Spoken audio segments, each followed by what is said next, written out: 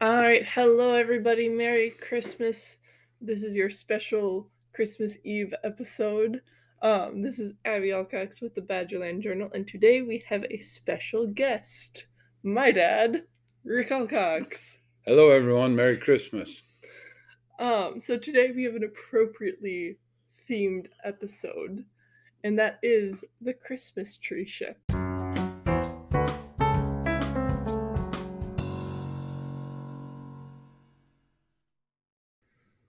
So, for those of you who don't know, this is a story of a shipwreck that happened in Lake Michigan in the early 1900s.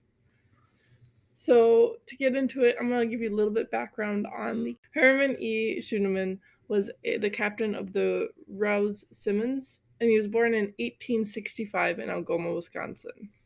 And sailing on Lake Michigan ran in the family because his oldest brother, while he was growing up, worked on the lake, and soon Herman would follow in his footsteps.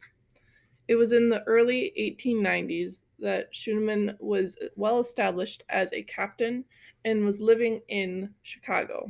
At the time, he was married to Barbara Schindel, and they were married on April 9th, 1891. They had 3 daughters together. There's Elsie, who was born in January 1892, and they had twins, Hazel and Pearl, who were born in 1998. So Herman used multiple schooners over his time as a ship captain, and this included the George Wren, the Bertha Barnes, and the Mary Collins. So Herman didn't actually own the Rouse Simmons, which, in case you needed a little bit of a spoiler, this is the ship that sinks in the end. But he couldn't buy it outright because at the time, you often bought like shares or parts of the ship. He couldn't afford to buy it outright, so he owned 1/8 share in this ship, along with another captain, and then at the time it was uh, kind of owned by a larger company. He also owned small businesses because Lake Michigan freezes during the winter and makes it hard to move Make a cargo. living all year. Yeah. Yeah. So he actually owned at one point a saloon and to supplement his income. None of these endeavors made him wealthy at all, though. And in fact, January 4th, 1907, he filed for bankruptcy. He had debts that were over $1,300. What I think was amazing about him, though, is this didn't really stop his charitable actions. The fact that he wasn't doing that well himself, he still found ways to give back to others. So, to give some background, in 1868, Lake Michigan was at its peak. This is when all of the ships were on the lake. At the time, there was 1,800 ships moving cargo between Chicago and Michigan and all these different places. But from this point, so 1868 is like the peak. From there, ships began to decline and almost disappear because I believe the cars were becoming more popular, trains. Um, it just wasn't as profitable. Cost effective, right, to move everything by ship. Yeah. And so schooners were the dominant ships, and lumber was the primary cargo. So as I mentioned, these ships would go up to the UP, where you had the Upper Peninsula of Michigan, and they would take this lumber that was being cut down and bring it to bigger cities like Chicago and Milwaukee that needed more and more wood to build up.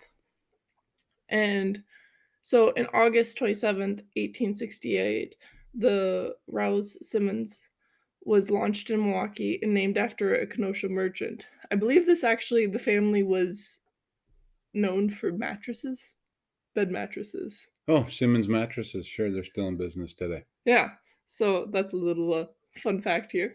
The ships were part of a fleet owned by Charles H. Hackley in Muskego, Michigan, and he was a lumber tycoon. Used the ship, as I mentioned, to transport lumber from the mills in Michigan, likely to Chicago. Like I said, they might have stopped in Milwaukee. So in each of these schooners were making trips weekly. So every week they were going back and forth between Michigan, Chicago, bringing lumber. That's how high of demand it was. And so after this, so eventually ships have their kind of date of being in their prime, and it was sold to various owners after working in this lumber business. And after it was sold to various owners until Schoenemann brought interest in the vessel in the beginnings of the 1900s. So now we have the captain and the ship together. So why is this named the Christmas tree ship? Because I mentioned there's a bunch of lumber going on. Schoenemann's a captain, but where does the Christmas trees come in? So in the late 19th to early 20th century, it was a German tradition to begin decorating trees, or in the late 19th to early 20th century is when the German tradition of decorating trees became widely practiced. So everybody wanted a big Christmas tree in their house, and no, we didn't have the fake Christmas trees that we put up in our house today that we are guilty of. A pretty high German population in Wisconsin, northeast Wisconsin, north-south Wisconsin, or southeast Wisconsin. And probably in Chicago too. Right. Chicago probably had a mix of everything. So what these schooners would do is they would make late season runs from the UP, or like I said, Upper Peninsula and Wisconsin, and bring these trees to Chicago, because at this point we'd cut down all the trees in Chicago. There were no more Christmas trees to harvest. But this was extremely dangerous because the lake, when you kind of hit November to December, it gets a little rowdy. So there could be bad storms, and ice made sailing dangerous. However, despite this, dozens of vessels delivered evergreen trees around the Great Lakes states every year. So to Wisconsin, to Chicago, well, Illinois, which is Chicago, and Chicago's in Illinois. Chicago had ships that would sell the trees directly off the ships. So it's not like today where you would have a little plot of, like, what would you call it? A Christmas tree lot. Yeah. They would just keep the trees on the ships, and then people would board the ships. Go to the port and get their tree. Yep. And everyone seemed to put up some electric lights, so when they bought the trees, they'd be in the Christmas spirit.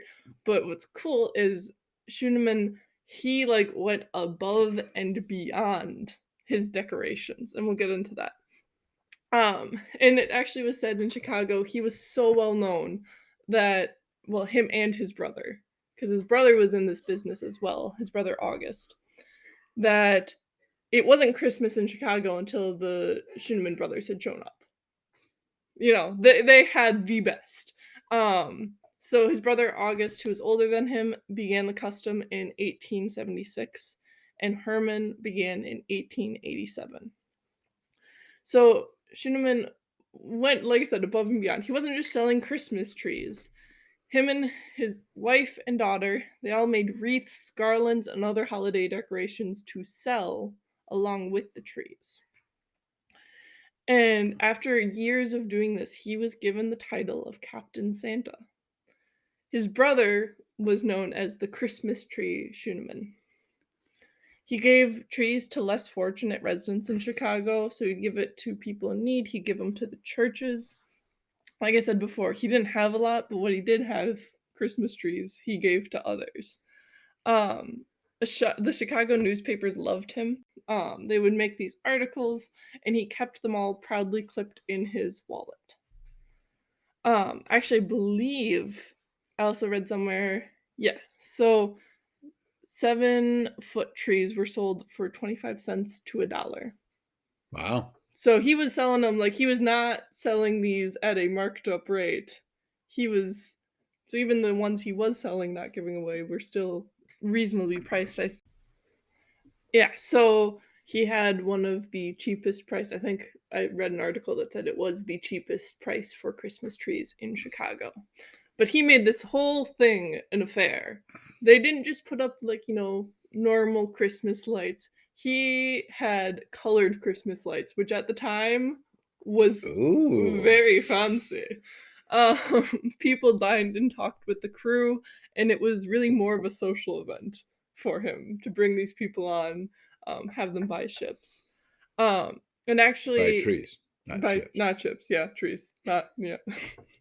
um, and so he actually, when he would go up to the UP, he didn't even just pick up these trees. He would go into town and help the locals cut down the trees. This whole process of going up to the UP, cutting down the trees, bringing them back to Chicago, selling them, usually lasted about 6 weeks. And they said he basically made his ships into giant Christmas ornaments with all of the decorations, which I honestly would have liked to see. I feel like this would have been a sight to see. I imagine Uh, big lit up Christmas ornament sailing down the lake. Um, and like I said, he gave his trees to the churches and those in need. But it was in November 1898 that tragedy struck. So Schünemann's older brother, August, died hauling Christmas trees to Chicago on the S. Thale. And supposedly Herman was supposed to be on the ship that killed his brother. But I think he had some sort of, his daughter was sick or something, and so he'd stayed behind. And fortunately for him, unfortunately for his brother, there was a storm near Glencoe, Illinois, that caused the ship to go down, and there's no survivors. And you'd probably think at this point maybe you'd start reconsidering The making Christmas trips to the UP. yeah. But no, he didn't. Herman continued the late season Christmas runs, well, until his death, and we'll get into that a little bit more. So the fateful trip that was his last happened in 1912, and at the time, the Rouse Simmons was 44 years old and way past its peak. 1912, asking to be a pretty old ship, huh? Yeah. And so this has turned into a little bit of a myth, the Christmas tree ship. So I will tell you some of the things that are said. I question whether or not they actually happened or if they just, are added to make the story a little bit more fun. So some stories suggest that prior to the departure, rats that were living on the ship were seen making their way onto land en masse, which at the time, this is the idea that's indicating doom, like rats fleeing a sinking ship.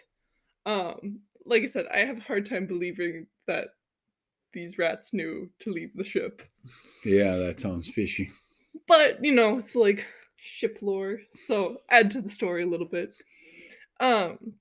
So it also is said that the crew allegedly deserted the ship as well. It does not seem that way, but it is hard to get an accurate number of who was on the ship.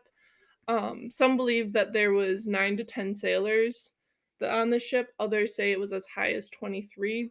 And this is because there was a party of lumberjacks that were given passage to Chicago. So when they were up in the UP, these lumberjacks were talking to Herman and mentioned they needed a ride to Chicago. And being the charitable person he offered them a free ride to Chicago on his ship. Unfortunately, he did not know what would happen. So November 22nd, 1912, the Rose Simmons was loaded from anywhere between, and this is no small number, 3,000 to 5,000 Christmas trees. That's a lot of Christmas trees. And this wasn't a small ship, but this also was not a big ship. So this is a lot of Christmas trees, and it departed from Thompson, Michigan. So it was said that trees were stacked 8 feet high on the deck. And that's a big pile of Christmas trees. Yeah, I'm like 6'2", and you're like 6'4", and that would be like a whole almost 2 feet taller than we are. And that's tall. That is tall. So witnesses who saw the departure from Thompson, Michigan, said the ship looked like a floating forest when it left. It didn't look like a ship. It was a forest on water. So the ship left the same day as a storm was brewing. And this storm sent several other ships to the bottom of Lake Michigan. This included the South Shore, 3 sisters, and 2 brothers. So at 2:50 p.m., so they left probably in the morning from the UP, and by 2:50 they are in Kewaunee, which is in the little bit south of the Northern Peninsula, Door County Peninsula. Yeah. So making pretty good time. So they're in Kewaunee, and a surfman notified the station keeper at the Kewaunee station, Captain Nelson Crate, that a schooner was heading south flying a flag at half-mast. And this is a universal sign of distress for ships. If their flag is white flag at half-mast, or not white flag, just a flag at half-mast, something had gone wrong. So he tried to find a tugboat to assist this ship. He did not know what ship it was at the time, but we now know this was the Rouse Simmons. And so he tried to find this ship, but unfortunately this tugboat had just left, and so he wasn't able to help this ship. And by the time he kind of figured this all out, he had lost sight of it anyways. So then he called down to the Two Rivers station, where he got a hold of George Sogg at 3:10. And this is the next station that you can, life-saving South. station south. And this is about 25 miles south of Kewaunee. Sogg immediately sent out boats searching the approximate location of the ship. However, it was dark and snow and mist began to obscure the lake. It was hard to see, at least according to this. We'll talk about it a little bit more later. So they weren't able to find anything. Back in Chicago, his wife, sorry guys if you can hear Clyde, he might be prancing around if you hear some jingles in the background. So his wife Barbara and their daughters began to be concerned when the ships did not dock in Chicago on schedule. However, being married to a ship captain, she also knew that at times ship captains would dock in ports when there was a bad storm, wait out the storm, continue on. So I think she was a little bit uneasy, So but this she was wasn't. in the days before cell phones. Yes. No. Definitely before cell phones. And so they waited a few days, but after a few days, when the storm had cleared and he did not arrive back in Chicago, it confirmed their fears. What really solidified it, though, was when Christmas trees started washing up in Two Rivers, which is in Manitowoc County. And so when you see a bunch of Christmas trees washing up on shore, that's not a good sign. Not a good sign. Hundreds of trees, because like I said, there is 3,000 to 5,000 trees on that ship, and hundreds of them were washing up on shore. And they found a possible note written by Herman himself. It said, "Friday, everybody goodbye. I guess we are all through. Sea washed over our deck. Thursday, during the night, the small, which is the lifeboat, was washed over. Leaking bad, God help us." Although I do question why in your last moments you would write a note in the bottle saying we're screwed. But, although maybe he wanted to say goodbye. I don't know. But then, so that was one of the things that washed ashore. But the other thing that washed ashore, so I mentioned earlier that Herman kept a wallet with his newspapers in it. So he's a fisherman, so he actually has an oilskin wallet that's waterproof because, you're working on the deck all day. You don't want everything in your wallet to get wet. In 1924, so this is about 12 years later, a fisherman found an oilskin wallet in his net. And when he opened it up, there was these clippings about Captain Santa from Chicago. So it was indeed Herman's wallet, and it was returned to his family. Well, that's nice. Yeah. So what happened? So far we know, bad storm went down. What happened? So it's probably a couple of combinations of things.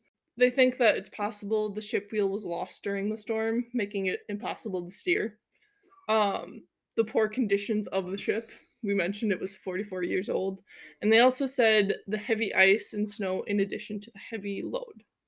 That was kind of the speculation. The snow and ice added more weight to an already overweight ship. Yeah, it had to be getting pretty heavy with that many However, trees. that one we might debunk a little bit later. Okay. So, the wreckage of the Rouse Simmons was actually found off the coast of Two Rivers, and it was found by Gordon Kent Bell Richard.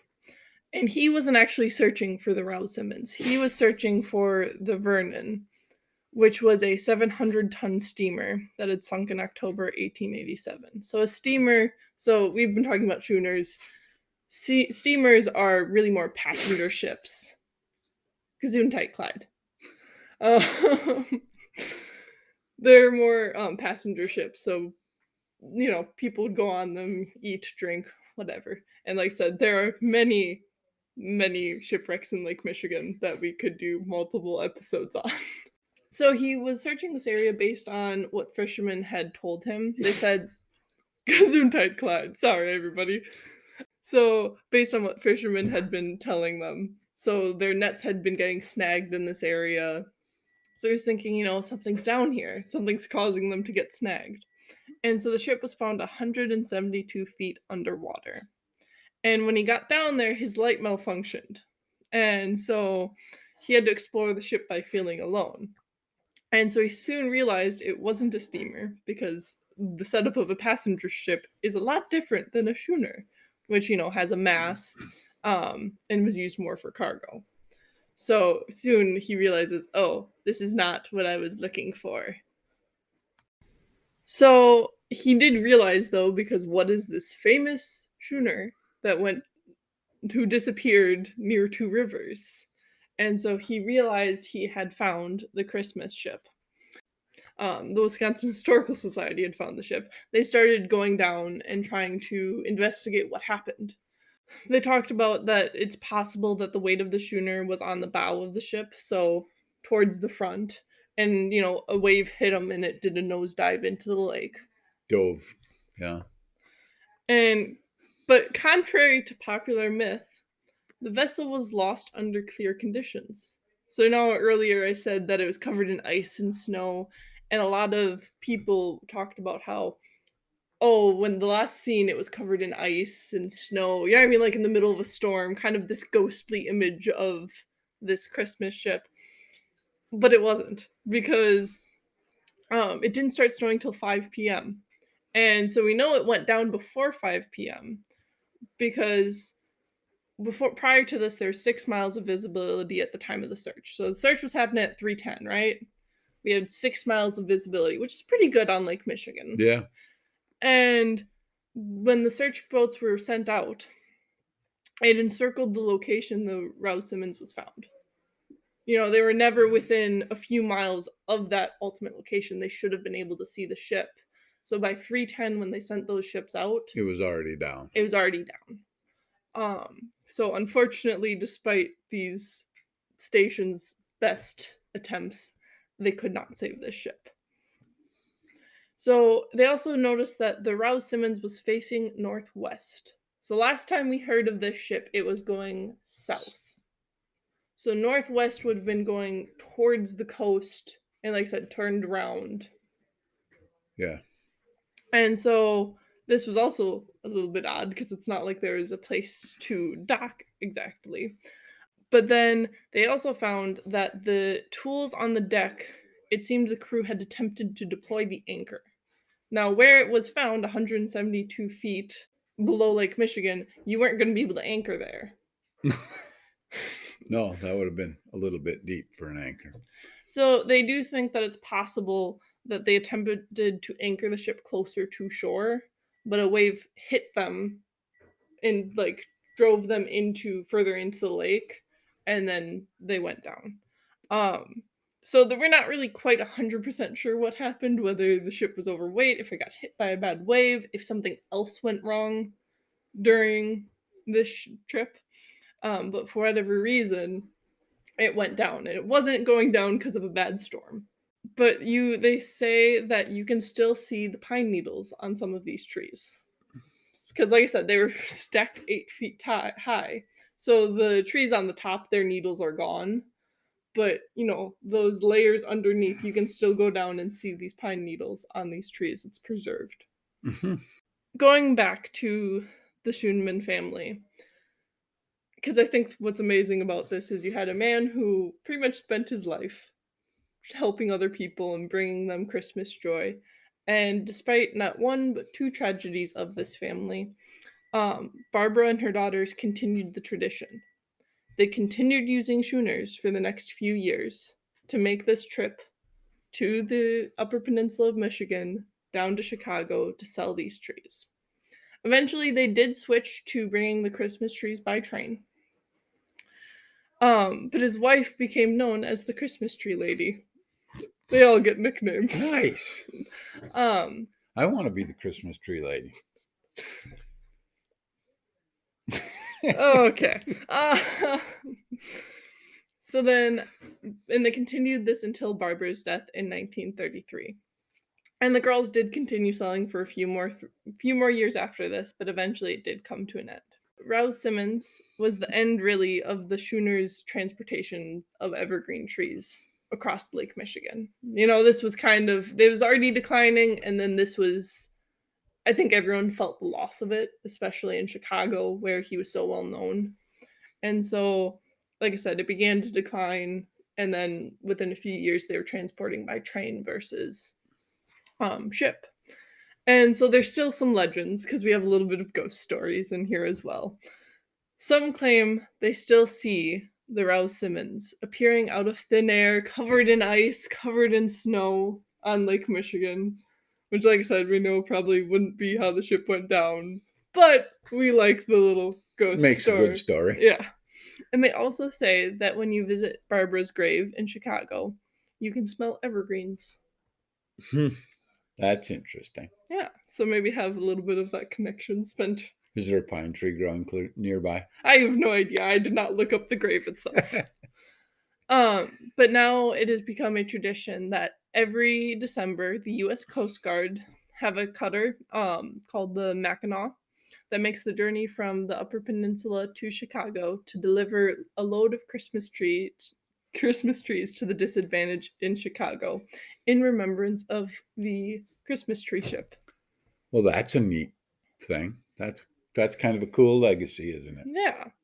Yeah. So that is, I wouldn't say it's a happy story, but I wouldn't say it's a sad story of the Christmas tree. I think you had it's sad because... Well, obviously the ship was lost and everyone on board. That's not, but the continuing legacy today is kind of a neat end to it. Yeah.